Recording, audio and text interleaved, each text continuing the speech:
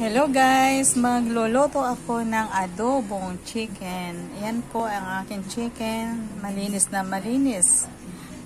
Pakahugas natin guys para hindi po malangsa. Tanggalin yung mga dugo-dugo. Ayun na guys, ayun ang mga sangkap ko sa adobo ko. Itong araw na ito guys, yan.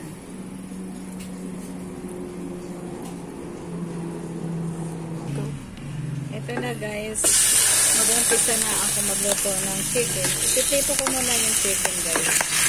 Para hindi ko malangsa.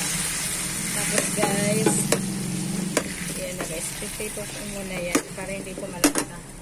Lagyan po natin ng ito.